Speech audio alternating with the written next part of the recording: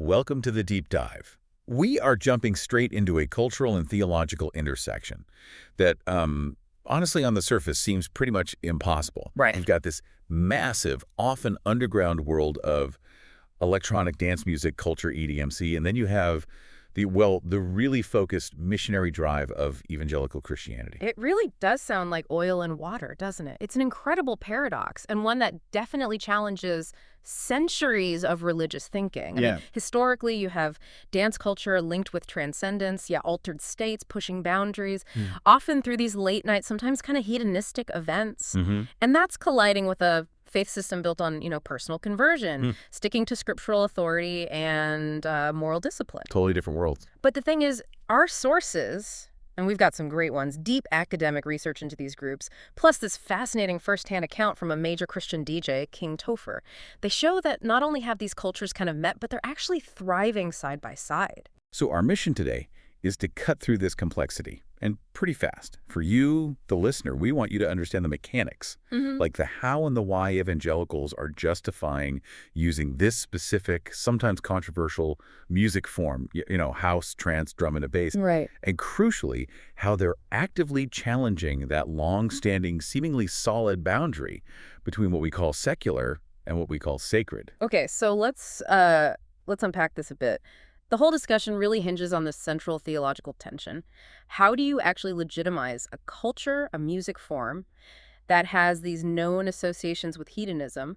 How do you use that for worship and evangelism? It seems like a huge leap. It is. And we're going to see that this assimilation, it's not really an accident. It's actually a calculated functional approach to music, and it's deliberately backed by a pretty advanced theological framework specifically designed to reject that kind of religious compartmentalization altogether. Okay, so before we see how they fuse, we really need to understand the separate parts. Let's start with evangelicalism.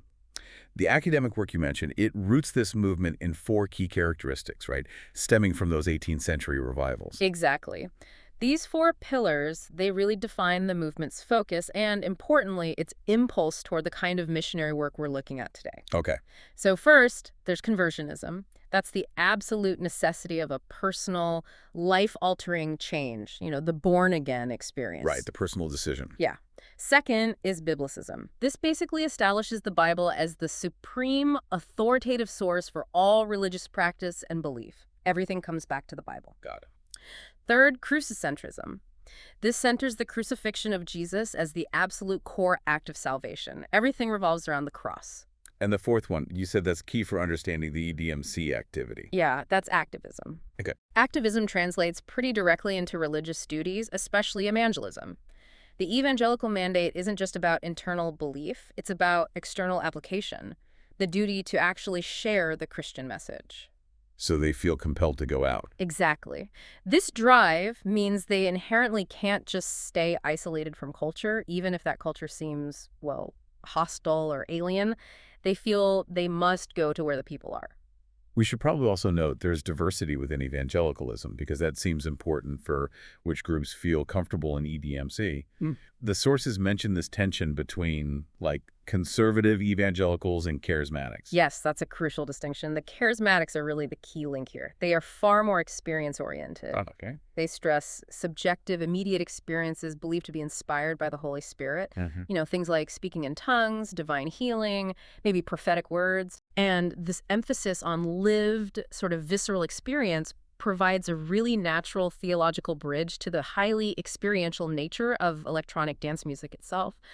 The body, the feeling, the subjective encounter, these things are valued. They're seen as legitimate ways to connect with God. It makes sense. It connects the physical and the spiritual. Precisely. And we have to acknowledge this critical context that the research points out. These evangelistic activities, even with all the effort and careful cultural adaptation, they often result in a relatively small number of actual formal converts. So it's not like a mass conversion tool. No, not typically. It seems to be a very high effort, quite specialized form of outreach, not necessarily a silver bullet for church growth. Okay, now let's pivot to the culture they're trying to engage. We're using these terms EDMC, electronic dance music culture, and EDM. You mentioned deliberately moving away from rave music or club culture. Why is that important? Yeah, that distinction is pretty necessary because rave culture, especially the kind that exploded in the UK in the late 80s, early 90s, is just too narrow. Right, it's time limited. Exactly, chronologically limited.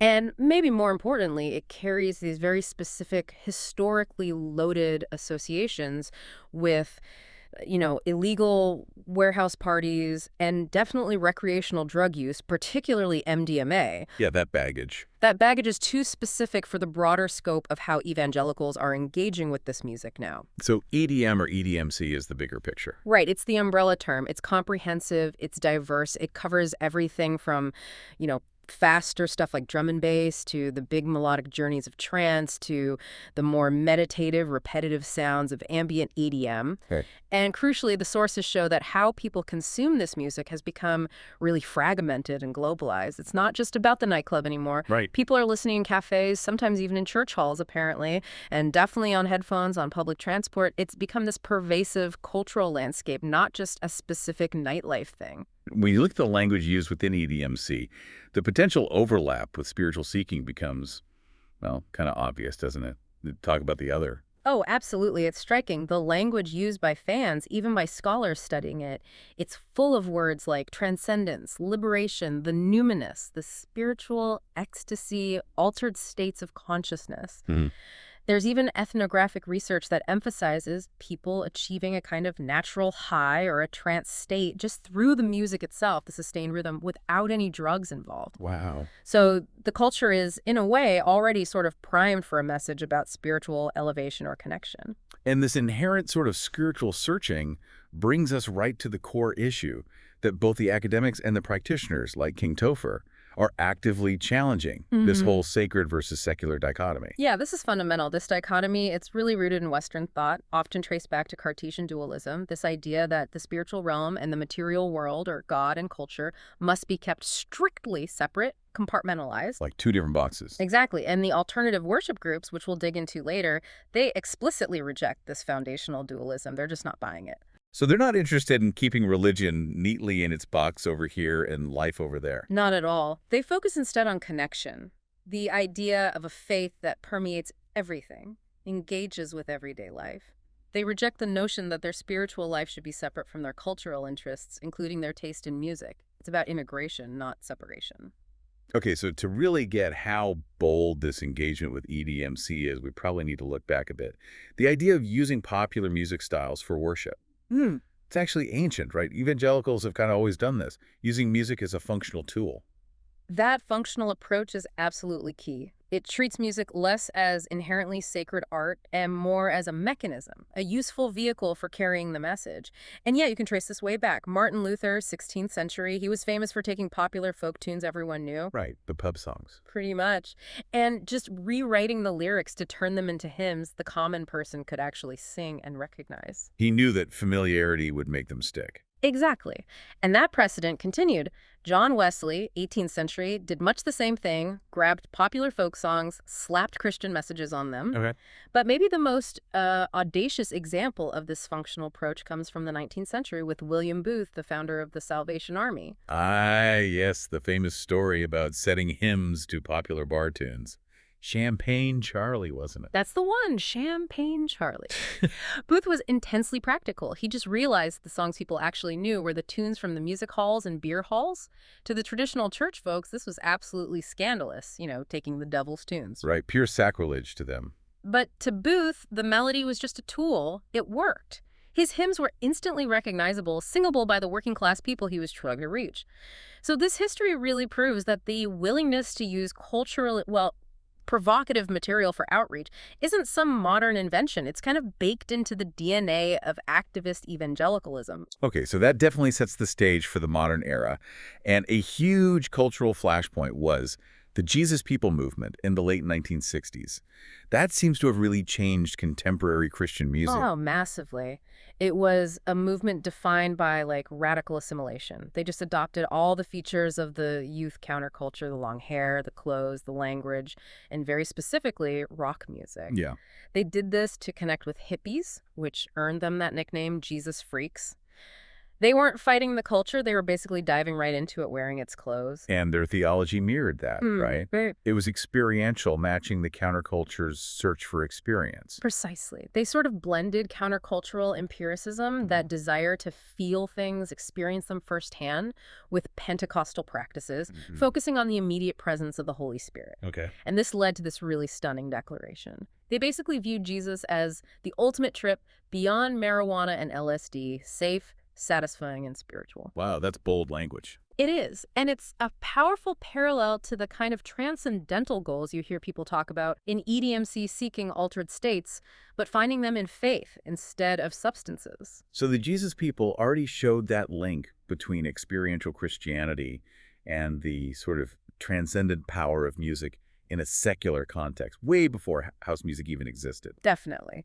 But the sources raise a really critical question about authenticity, which connects back to that point about the small number of converts we mentioned earlier. Okay, how so? Well, the Jesus people's success in evangelism was partly because of their existing links to the counterculture. Many of them were genuinely former hippies, former heavy drug users who had found faith. They were authentic insiders. They weren't faking it. Exactly. The academic thesis we looked at suggests that a lack of that same kind of prior involvement, or maybe cultural authenticity, among some later EDM-focused Christian groups might be one reason their efforts yield more modest results. If you look like an outsider just copying the culture. Yeah, the message might not land the same way. People see through it. Potentially, yeah. And that authenticity issue kind of drives us into the next phase, the rise of an organized music industry around this contemporary Christian music, or CCM, which really took off in the 1970s. This is when that functional tool became a proper market. Right, with labels and everything. Yeah, dedicated labels like Word and Sparrow popped up, really driven by this core belief that the music itself could be a missionary tool. Their big slogan summed it up: the music is today, the message is forever. They were basically professionalizing the functional approach Booth had pioneered a century before. But that professionalization, didn't it lead to a big debate, one that seems like it's still going on, about the purpose of Christian music? Is it just a tool for evangelism, or is it art? Absolutely. A massive debate, and the sources frame it as this kind of continuum with three main orientations or philosophies. Okay, why? So starting at the most restrictive end, you have separational CCM. This view strictly holds on to that sacred-secular divide. Music here is purely a vessel, just a tool for evangelism. Got it. The lyrics have to be explicit, focusing on really clear theological statements, often about personal salvation. There's no room for ambiguity or subtlety. Very direct. Very direct. Then, moving inward, you find integrational CCM. This group was actively trying for crossover success, hoping to reach the mainstream charts. Think of artists like Amy Grant in her heyday. Right, I remember that. Their goal was to provide wholesome alternatives, music that was deliberately family-friendly, often avoiding overtly religious lyrics to appeal to a wider, non-Christian audience. But that got criticized, didn't it? Oh, fiercely. Yeah. By toning down the explicit Christian message to get commercial success, critics basically accused this movement of falling into moral and ethical humanism, meaning they argued the music kept some moralistic values, but it had diluted the core Christian theological content. It ended up just offering a sort of nice, safe alternative to mainstream hedonism, arguably sacrificing the central message for wider appeal. Okay, and the third orientation? Finally, you get transformational CCM, and this represents the kind of greatest theological acceptance of culture, or art within culture. How so? Transformationalists radically shift the focus. They see music as art first, not just ministry. They believe that Christian art, even when it's dealing with everyday life topics, inherently reflects the creativeness of a Christian God. Interesting. So they're less concerned with explicit salvation messages and much more focused on artistic excellence, creativity, asking universal questions about life's meaning. For them, the creativity itself is a reflection of the Creator. That's a very different perspective. But what's really telling about the whole CCM experiment, and maybe why it sets up the need for the kind of radical immersion we see in EDMC ministry, is what Romanowski found about the actual market. Right. The intention was always reach the unsaved youth. But the reality, the market that actually grew up around CCM primarily served 12 to 35-year-old white evangelicals. So other Christians, Yeah, basically. pretty much. And this market, they demanded a safe context for their music consumption.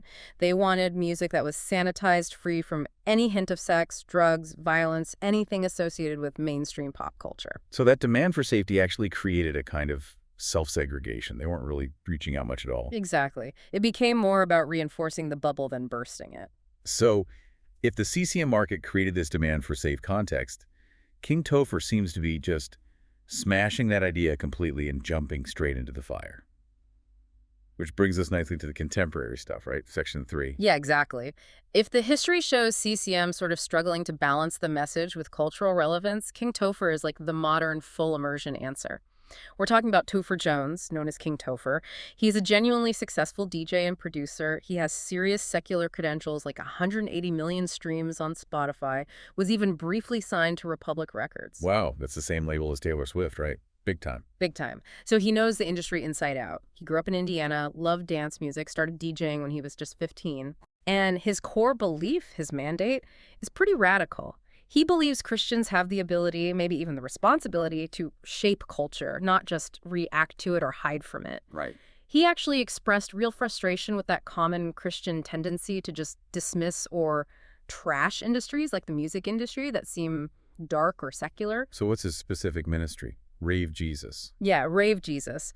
It actually started pretty simply back in 2018, just as a weekly prayer call focused specifically on the dance music industry, reaching out to artists, promoters, even people just curious about faith. Okay. It apparently grew a lot during COVID, became this kind of global online community where even virtually they were reporting things like prophecy, healings, people encountering Jesus for the first time. So that online community then led to physical events. Exactly. That laid the groundwork for the physical manifestation, Yeah. a worship rave. He describes the music he plays there as worshipful kingdom house music. Kingdom house music, okay. Yeah. And here's a really fascinating detail. He says he writes these tracks not just by messing around with sounds, but by explicitly asking the Holy Spirit what he should make. Wow. So it's this intentional collaboration designed specifically to carry a certain spiritual atmosphere or presence. So the intent is definitely not just entertainment. Oh, not at all. He's very clear. It's entirely focused on facilitating an encounter with the Lord. The goal is to see healings, conversions, people finding hope, joy. He even mentioned that the worship rave felt so much more fun, lighter somehow than his usual club gigs. But that cultural clash must be intense when he does play in a normal secular club. Yeah. He shared a story about that, didn't he? From Austin. Yes, and this anecdote, it truly captures the radical tension of this kind of ministry. He described walking onto the stage for a regular club set and seeing two things happening right there at the same time. Near the DJ booth, some girls were doing a really scandalous photo shoot, and right next to them, a guy was literally snorting lines of cocaine. Whoa. Okay, let's just sit with that image for a second. That is the ultimate contrast, isn't it? Total secular hedonism happening right there. Right next to the DJ booth where he's about to play. Happening at the same time as what he intends to be a spiritual encounter through music. What did he say happened next? The impact. Well, this is the kicker. He said at the very same time he was seeing the photo shoot and the cocaine, 12 people in the crowd reported being healed of various things, and 2 people actually gave their lives to Jesus right there on the dance floor. That's incredible. It just shows the raw, totally unpredictable nature of doing ministry when you refuse that safe context and just dive into the cultural deep end. Yeah, the interpretation is that the presence of God, as they understand it, just overrides the cultural chaos around it. But that intensity, it must attract criticism. What's the main pushback he gets? I imagine people ask how he can operate in a place critics would just call full of sin and evil. That's exactly the question he gets most often. And his defense is, well, it's pretty convicting, and it directly challenges that old separational CCM mindset. How does he respond? He argues that if your main thought process going into that club environment is simply, I need to try not to sin, then you've already lost the game. That perspective, he says, completely misses the point. For King Topher, the focus has to be entirely on the opportunity for people in that space to meet Jesus. He believes God isn't offended by the culture in the room, but is actually desperate for his kids, wherever they are, to know him. And for the people who do connect with faith there, that contrast must be striking. he mentioned their reaction. Yeah, he notes that a really common aha moment for, say, a 35-year-old finding faith in that setting is asking, why hasn't anyone ever told me God was like this? Right.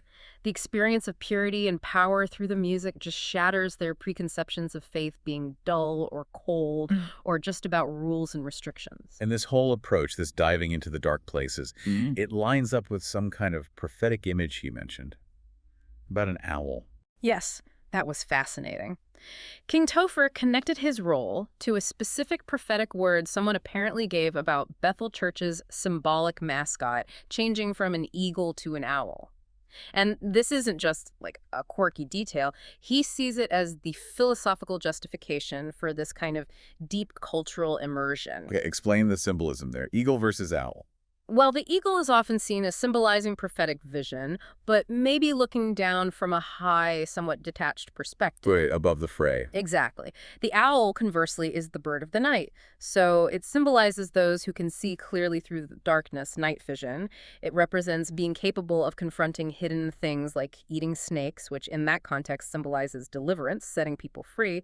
And it knows who's who in the dark, meaning it represents leaders specifically sent into culturally dark places, fully equipped to operate there. So the message is, you can't effectively fight the darkness from the safety of the daylight. You actually have to go into the night. That's the idea. And this belief really fuels his call for Christians to take cultural leadership roles. He expresses genuine frustration with Christians who just stand back and trash industries like entertainment or music. Instead of trashing it, what's the alternative? He insists the mandate is to actively bless and support artists who are making excellent, great art that somehow carries God's heart. Even if the message isn't explicit, he believes it can be delivered subtly in parables or riddles embedded within the music, requiring spiritual discernment to unpack. So that's the transformational CCM idea. Yeah. Again, art reflecting the creator is valuable in itself. Exactly. It's front and center for him. So the implication for you, the listener, isn't just about young people in clubs. It extends to, like, cultural ownership more broadly. Definitely. King Topher directly challenges parents, grandparents, anyone with influence.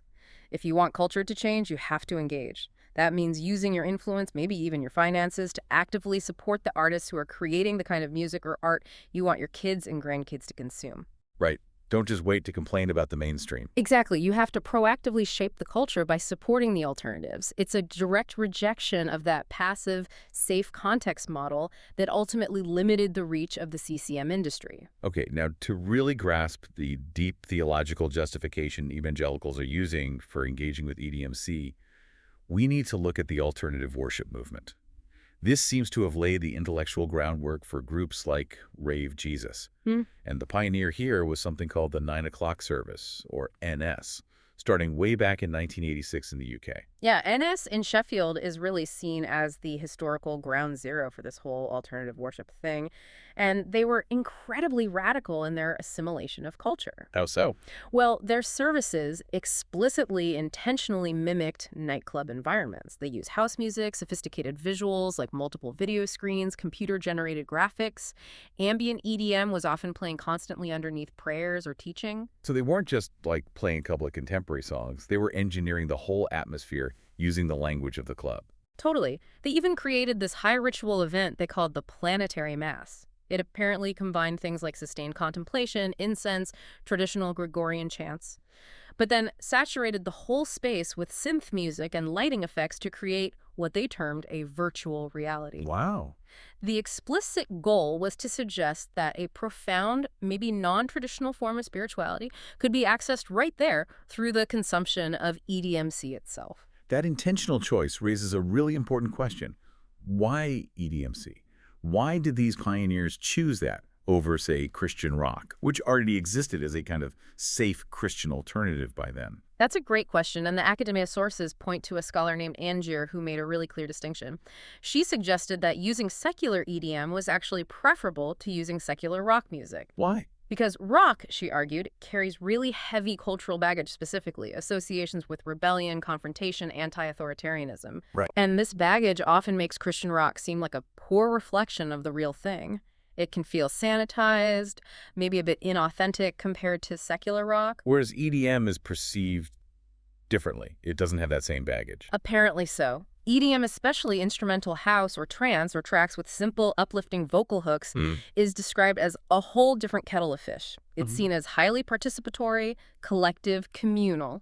And critically, its often minimalist lyrical structure allows the audience huge room for creative reinterpretation. So a secular track with a hook like "Love is the message." A worshiper can instantly hear that as God's love is the message. Precisely. They can easily recontextualize it.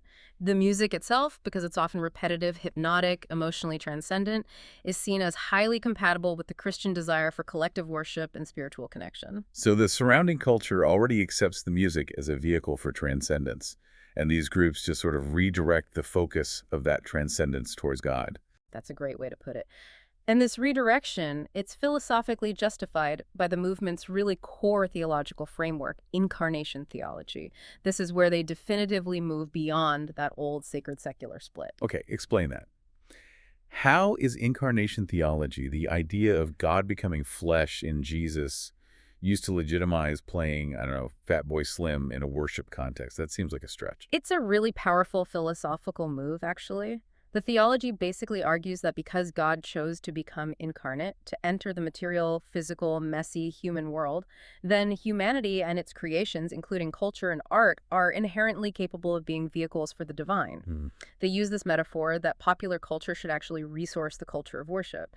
This completely rejects that Cartesian dualism, that idea that God can only be found in the designated sacred box. Okay, so if God's presence can be discerned within human creation, then popular EDM, even tracks by totally secular artists like Moby or, Fatboy Slim, can be given an immanent status. Exactly. Immanent meaning God's presence is potentially pervasive and knowable within the material world, not just separate from it.